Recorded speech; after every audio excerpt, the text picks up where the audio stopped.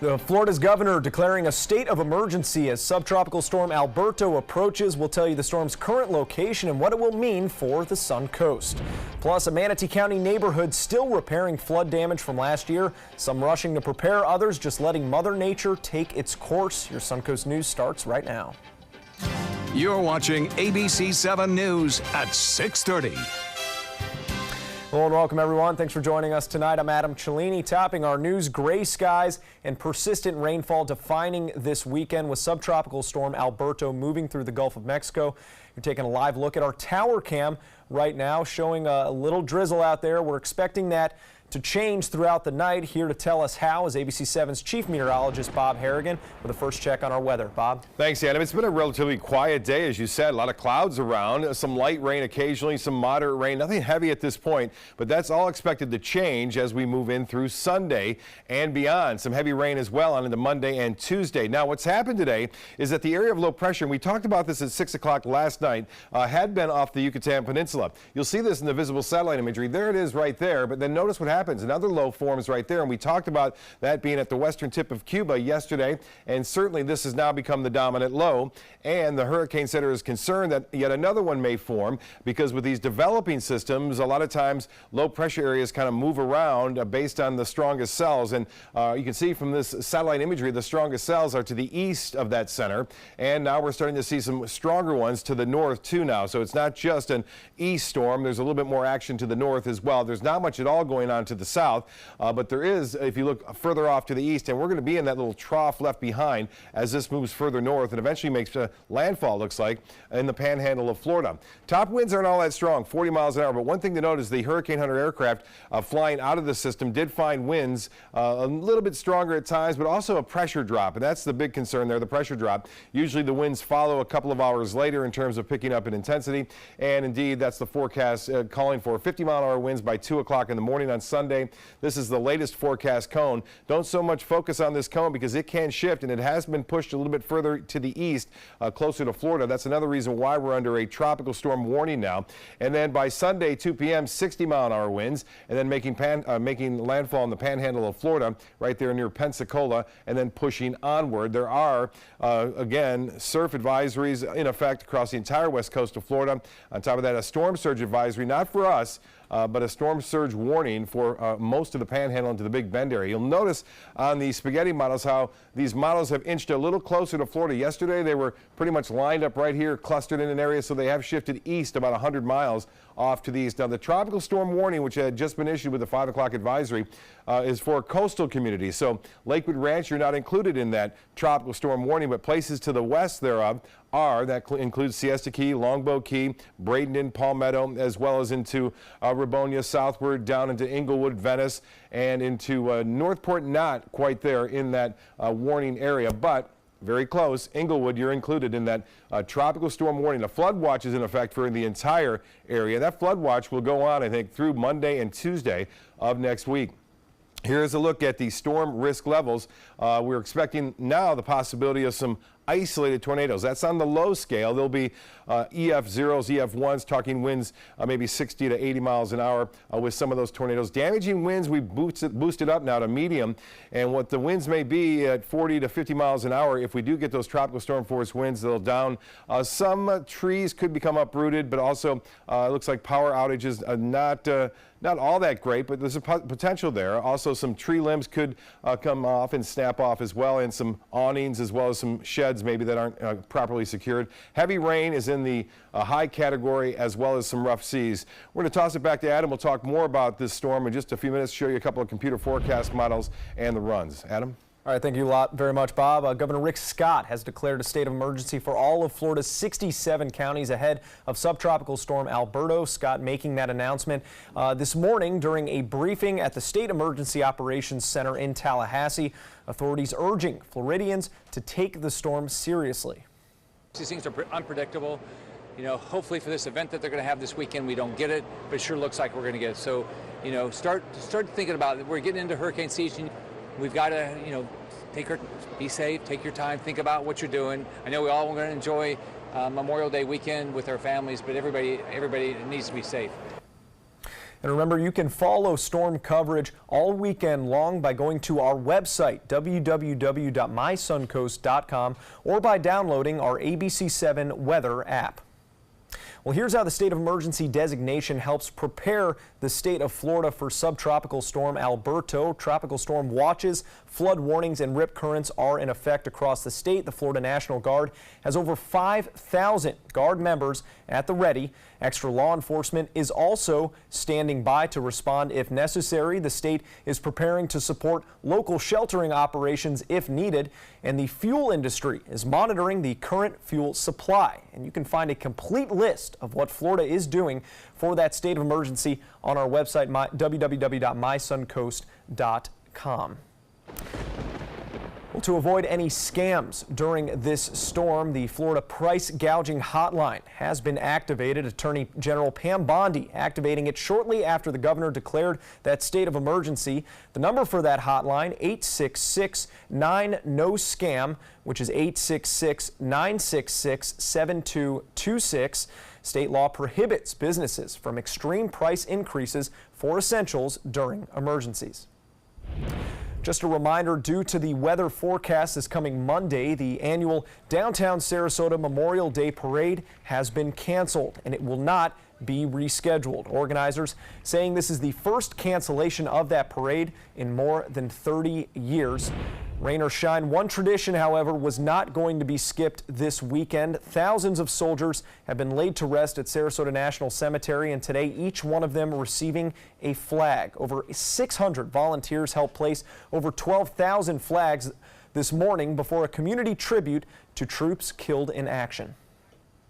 It shows a determination to participate in the greater community, and that's important. It's hard for me to say Happy Memorial Day because that's not the case for so many, but I think it makes them happy that we remember. Visitors were encouraged to come out and support Gold Star families, which refers to the families who have lost loved ones in battle.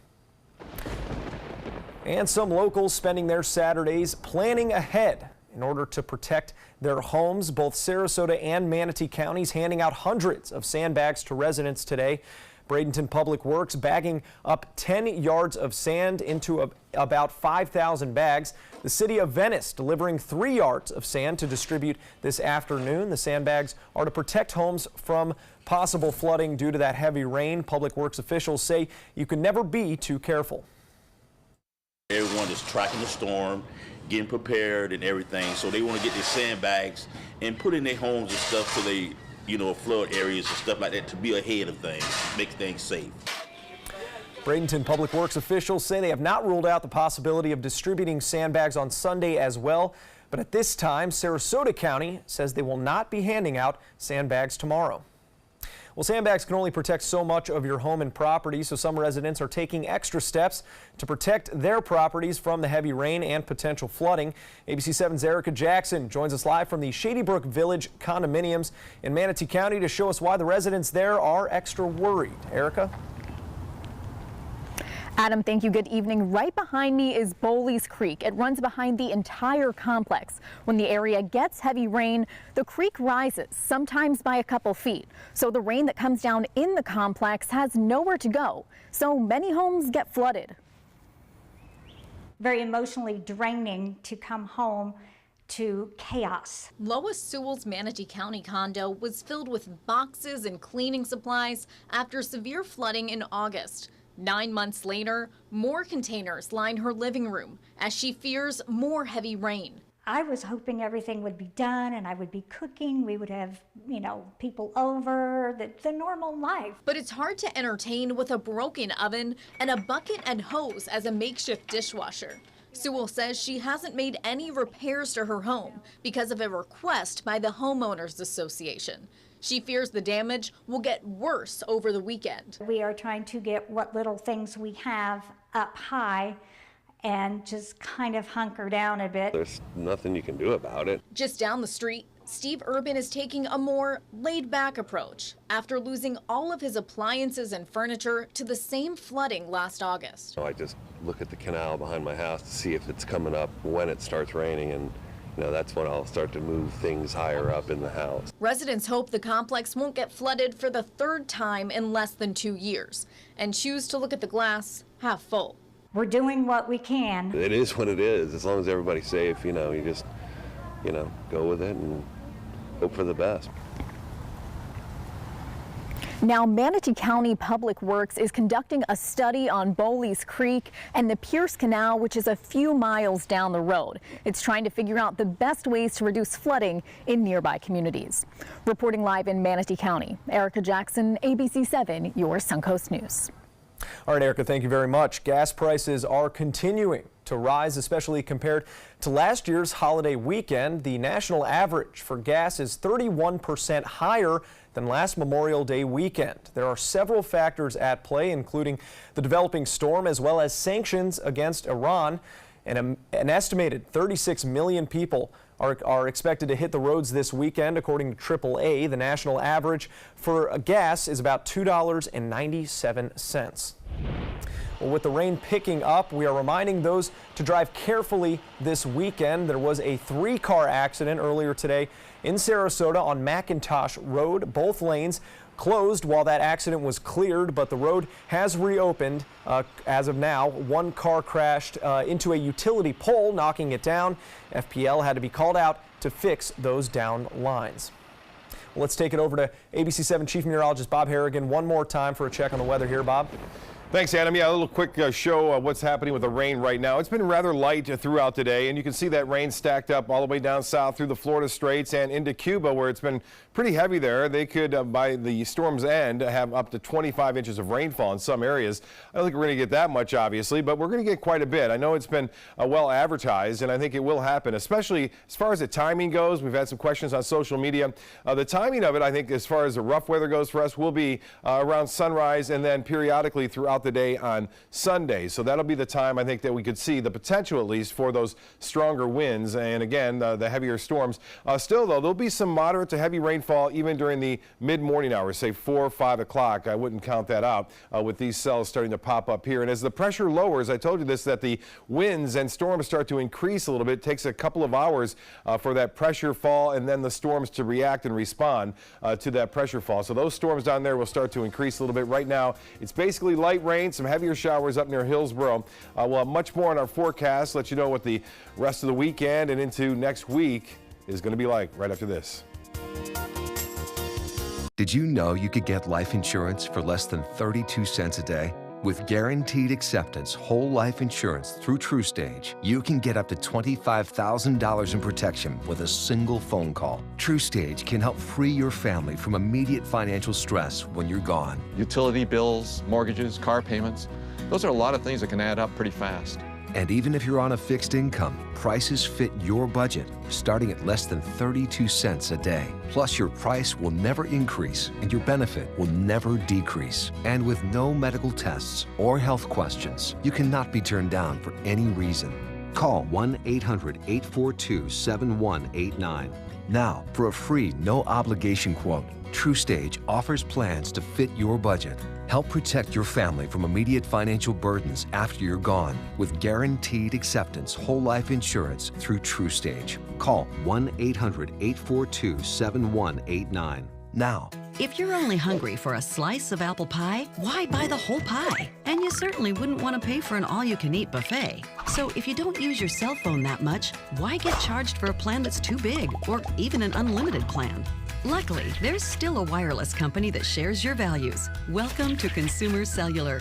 Our average customer pays about $25 a month for everything they need. Many pay even less, as plans start at just $15 a month. You'll get a straightforward bill that's easy to understand with no surprises and all the attention you deserve from our friendly customer service team. No wonder Consumer Cellular has received the J.D. Power Award for highest customer service 4 times in a row. Plus, if you're an AARP member, you'll receive special discounts. It's easy to switch. You can even keep your phone and your number. So stop paying for more than you need and start your 30-day risk-free trial today. Call 800-457-2317. Go online or visit a Target store today.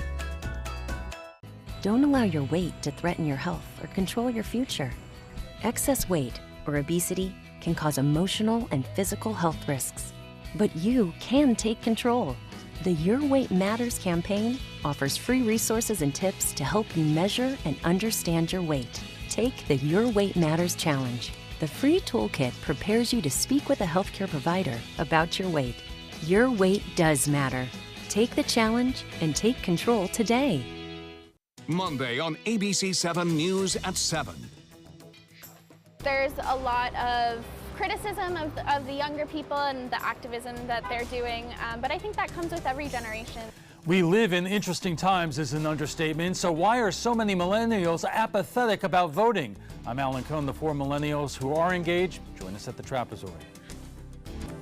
Monday on ABC 7 News at 7, your Suncoast News. We're here for you.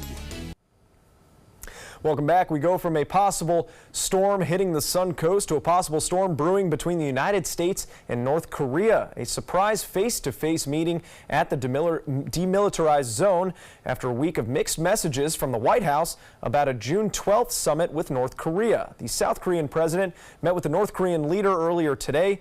CNN's James Danan had the latest on the diplomatic back and forth. A secret emergency meeting at the demilitarized zone. South Korean President Moon Jae-in met with North Korean leader Kim Jong-un for 2 hours on Saturday. The two leaders discussed how to keep a summit with the United States on track, following a week of diplomatic flip-flops from the Trump administration. I've decided to terminate the planned summit in Singapore on June 12th. Trump explained his decision to cancel the meeting in a letter on Thursday, citing hostile comments from North Korean officials and concern about their commitment to denuclearization. North Korea responded to Trump a few hours later, saying in part that they're willing to meet with the U.S. at any time and in any way. We're going to see what happens. The next day, on Friday, Trump hinted that the summit was still on the table, tweeting about productive talks. White House Press Secretary Sarah Sanders said the administration will be prepared for a meeting on June 12th. The president wants to have a meeting if it can provide real results, and that's what he's said all along.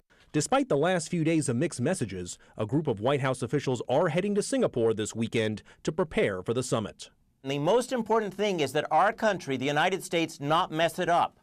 That our president, because he wants some kind of cheap political win, pushes the two sides too far, too fast. I'm James Dinan reporting. Well, Bob Harrigan returns to the desk. Bob Harrigan here on a weekend, and we were kind of joking at the commercial break. I mean, in May, you're coming in for emergency weather. Yeah, isn't it amazing? It's a quick start having an impact on us. Last year we had one in April, but it didn't have anything to do with us. This one does, and not a lot. You know, it's not an Irma, thankfully. You know, it's a tropical storm and a weak one at that we'll be possibly dealing with as far as the winds go. And we're right on the cusp. You know, when they give the coastal warnings from I-75 basically westward, you know that there's a chance we may not see those, but they want to make sure their people are aware that they could see the potential for at least tropical storm force winds 40 to 50 miles an hour.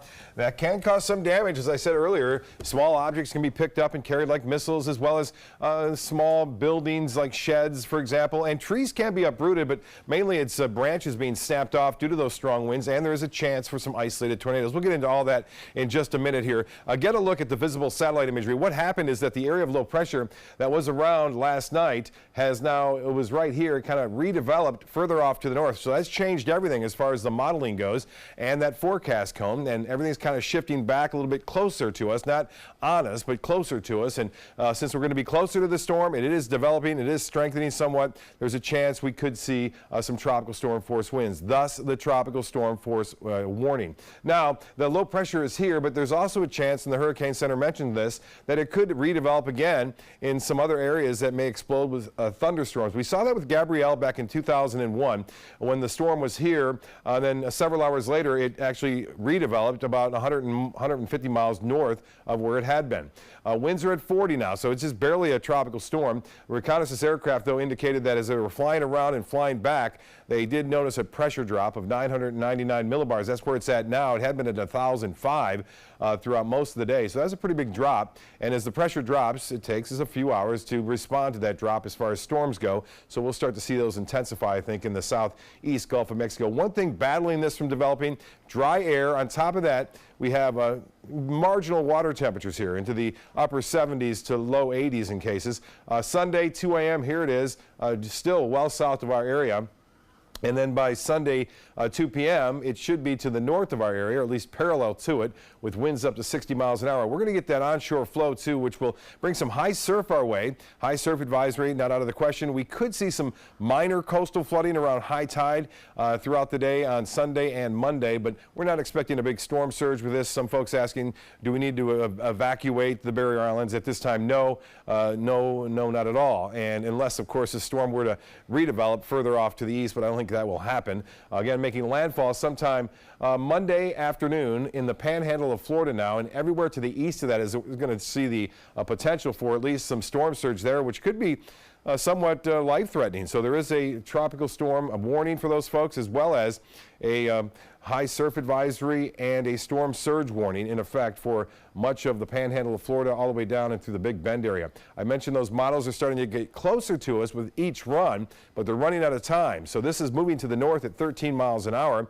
and it's about 100 miles north of the western tip of Cuba. Now, that's the low pressure center that I showed you, but the bulk of the precipitation is to the east. The tropical storm warnings, once again, I'll recap, are in effect for coastal communities in Manatee, Sarasota, and Charlotte counties, meaning that we do expect the potential, at least, for tropical storm force winds on the low end scale, say 40 to 50 miles an hour, to move on through with some isolated tornadoes. Now, quickly, Northport, you're not included. Lakewood Ranch, you're not included. Parrish, you're not included in that. Risk of tornadoes, small. It's still there, though. It hadn't been there at all yesterday. And now damaging wind, that's into the medium scale. And as far as heavy rain, that's a potential all the way through Tuesday of next week. I mentioned those storms starting to pop a little bit down to our south, but nothing going on right now. It's fairly quiet around our area, some light rain occurring. The low pressure center again out here with the bulk of the precipitation well east of the center, and you can see some moderate rainfall there into Inglewood and Northport, very light to moderate. But look at this, this is one cell southwest of Marco Island. I checked on that, the rainfall rate 3.66 inches per hour. That's tropical. That's a tropical downpour, so we'll keep an eye on that. Then timing of it will be, it looks like, into the morning hours after sunrise throughout the day, periodically on Sunday. Well, tonight, showers and thunderstorms through the overnight hours, mainly during the daytime on Sunday. Winds will be out of the south at 20 to 25, could be a little higher for coastal residents. And then Monday, 70% chance for showers and storms to redevelop as a little line of low pressure will remain behind as, again, Alberto heads to the north, and the rain chance is staying high on Tuesday. We get back to, I guess, more normal weather by Thursday. Adam? All right, thank you, Bob. The Northport Police Department responded to reports of a gunshot off Shamrock Avenue, Shumick Avenue. Thursday night, a vehicle was found on scene with bullet holes. While on scene, officers heard more gunshots but weren't able to locate a suspect until yesterday when Warren Scott Berriman Jr. was arrested and charged. His charges include using a firearm during a felony, criminal mischief over $1,000, and discharging a firearm in public. We're going to go down to a live look of South Lido Beach, where the rain is really starting to come down. You can see the gray skies that have become so common this weekend. Much more on the current weather, future weather, when we come back. ABC 7 Chief Meteorologist Bob Harrigan with a final look at our first alert weather forecast. Stick around.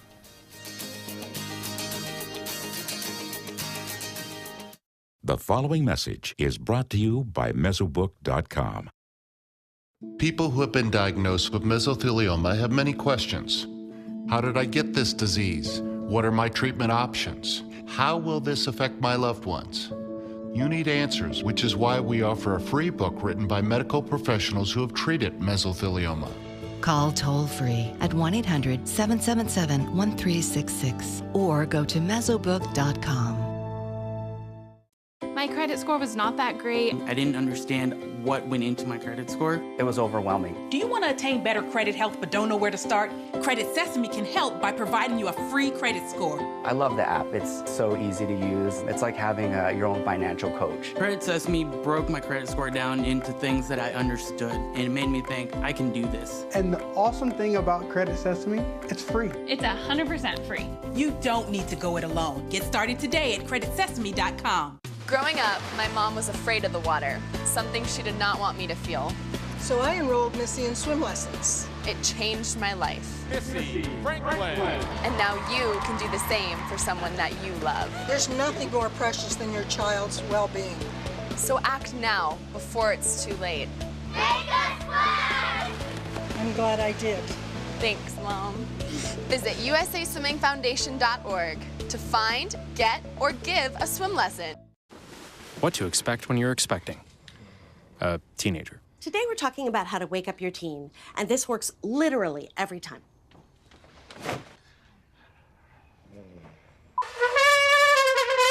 Good kisses. Good kisses. You heard how loud I heard. It wasn't you. Yeah. It was the... Is that bacon? You don't have to know it all to be a perfect parent. Thousands of teens in foster care will love you just the same. Monday at 5 on ABC7's Good Morning Suncoast.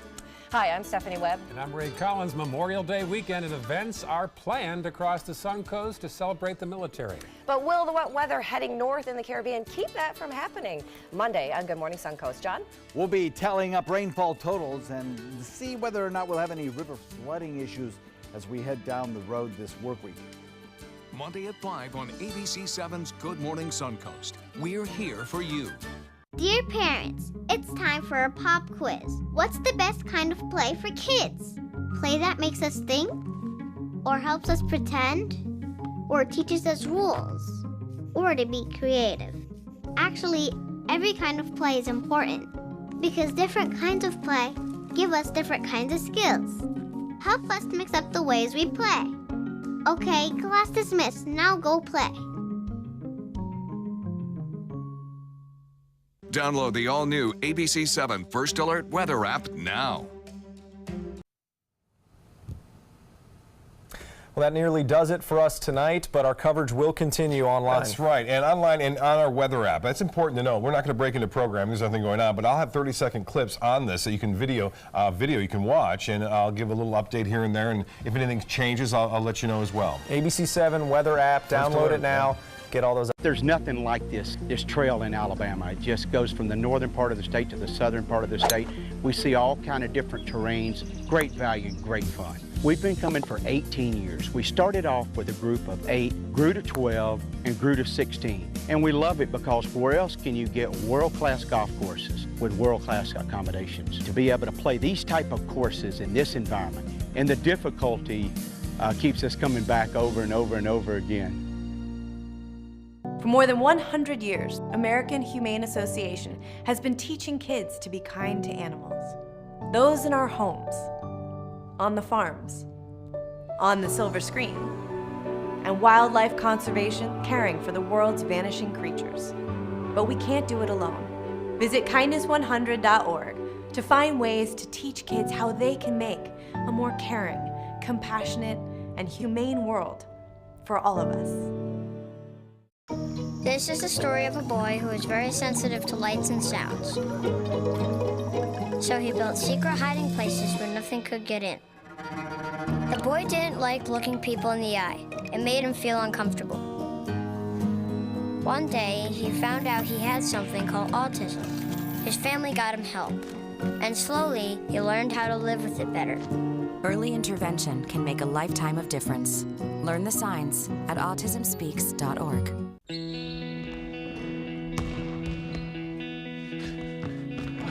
I just need a second.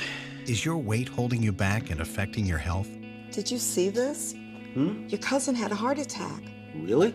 Excess weight or obesity can be serious, but you can do something about it. Visit yourweightmatters.org. Download the free toolkit to prepare you to speak with a healthcare provider. Your weight does matter. Accept the challenge and take charge today. Visit yourweightmatters.org. Download the all-new ABC7 First Alert weather app now.